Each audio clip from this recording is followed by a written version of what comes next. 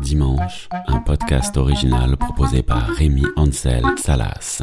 Dimanche, chapitre Dimanche, la Saint-Valentin. Dimanche, la Saint-Valentin, il y a la queue chez les fleuristes et un cruel manque d'originalité dans les bouquets. Dimanche, la Saint-Valentin, offrir un petit déjeuner au lit s'accompagne toujours d'une idée lubrique derrière la tête. Dimanche, la Saint-Valentin, c'est un pansement sur une jambe de bois pour les couples qui battent de l'aile. Dimanche, la Saint-Valentin, tu reçois des emails et des SMS promotionnels annonçant que les promos sur les articles de la Saint-Valentin démarrent dès demain. Dimanche, la Saint-Valentin, en douce, y en a qui ouvrent leur messagerie sur les sites de rencontres adultères. Dimanche, la Saint-Valentin, des résidents à l'EHPAD se tiennent par la main et sourient en silence. Dimanche, la Saint-Valentin, les livreurs de fleurs reprennent généralement la même feuille de route que l'année dernière. Dimanche, la Saint-Valentin, pendant le repas, on fait et on refait des selfies qu'on poste avec un commentaire naïf et on attend que les gens écrivent « Oh, mais comme vous êtes trop beau !» Dimanche, la Saint-Valentin, les gens seuls restent seuls. Dimanche, la Saint-Valentin, amants et maîtresses se demandent si un jour la reconnaissance viendra ou si finalement c'est pas eux qui ont la meilleure place.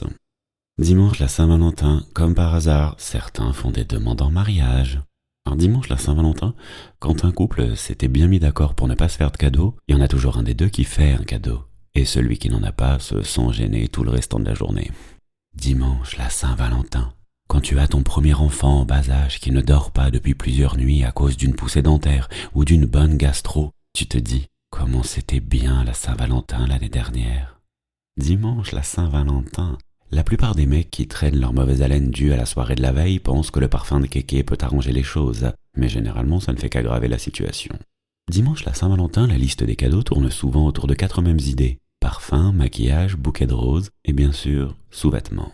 Dimanche, la Saint-Valentin, chez les beaufs ce jour-là, c'est toujours l'homme qui fait à manger. Et il voudrait presque une médaille pour son idée.